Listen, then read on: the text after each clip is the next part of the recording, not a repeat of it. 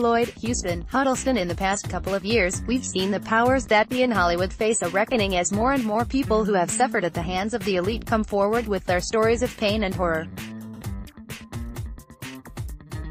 Each news story helps give confidence to those who would otherwise remain silent, their experiences that would otherwise be hidden given the chance to have light shed upon it. While it's painful to see people we once respected be exposed, such pain is necessary so that future generations can hopefully experience these kinds of events at drastically reduced rates. After all, we'll never be able to completely stop these kinds of actions, but we can do our best to create effective and recognizable deterrents. It's come to our attention that recently Hollywood Science Fiction Museum founder Floyd, Huddleston In, was arrested by Los Angeles police on 3 charges, including Penal Code 288.3, contacting a minor with intent to commit a felony, Penal Code 311.4, a crime to hire, employ, use, persuade, or coerce a minor to participate in the production of child porn, and Penal Code 311.11, a, possession of obscene matter depicting a minor engaging in sexual conduct. Huddleston, who pleaded not guilty to all charges, is being held on a $750,000 bail with a court date of June 12.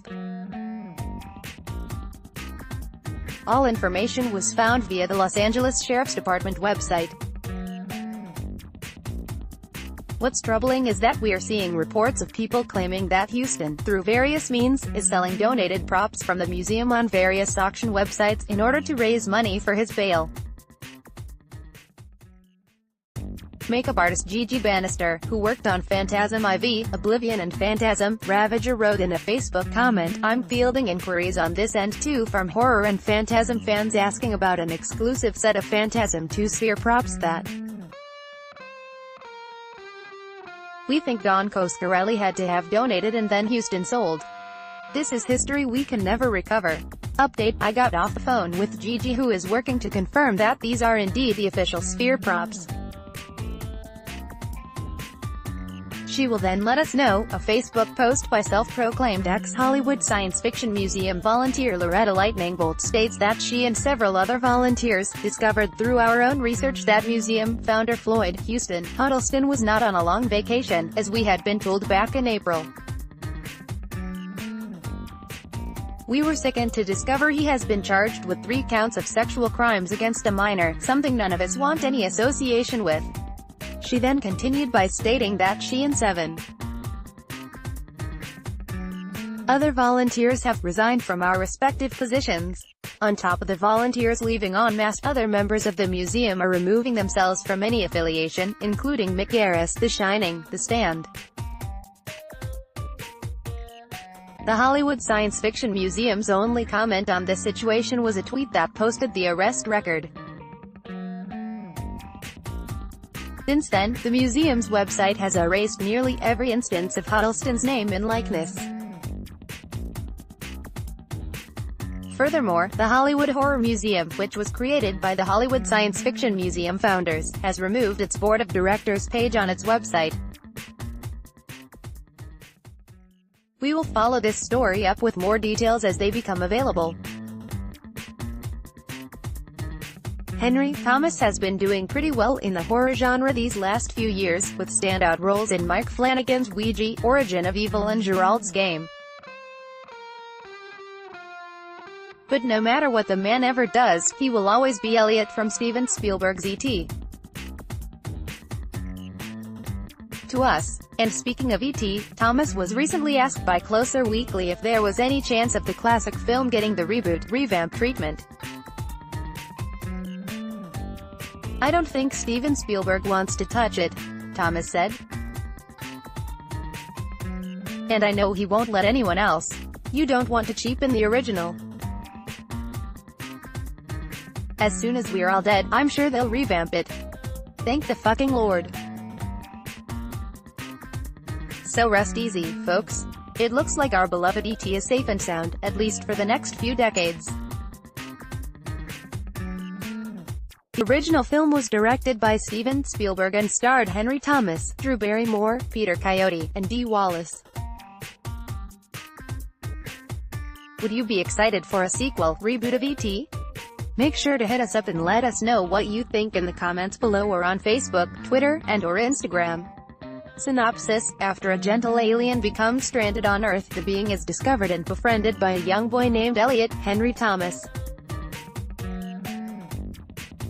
Bringing the extraterrestrial into his suburban Go-CA house, Elliot introduces E.T., as the alien is dubbed, to his brother and his little sister, Gertie Drew Barrymore, and the children decide to keep its existence a secret. Soon, however, E.T. falls ill, resulting in government intervention and a dire situation for both Elliot and the alien. 2 months back we let you guys know that there was a rumor floating around that Woody Harrelson was going to be playing Carnage in Marvel's upcoming R-rated adaptation of Venom starring Tom Hardy. Carnage creator David Michelinie responded to the casting choice over on Facebook saying, "Harrelson's a good actor and has a decent range. He's played nutso characters in the past, but I guess we'll have to wait until October to see just how far he can ramp it up." Fingers crossed. And today we have word that whether or not Harrelson is playing Carnage or not, his role will be fairly small, at least this time around. "I'm in a little fraction of this movie," Harrelson told Collider. "But I'll be in the next one, you know. So I haven't read that script, but anyway, just rolled the dice. This makes me think that Harrelson's Carnage will be an ending teaser." What do you think? Make sure to hit us up and let us know in the comments below or on Facebook, Twitter, and/or Instagram. Directed by Ruben Fleischer, Venom stars Tom Hardy, Michelle Williams, Riz Ahmed, Scott Hayes, and Reed Scott. It infects theaters on October 5th.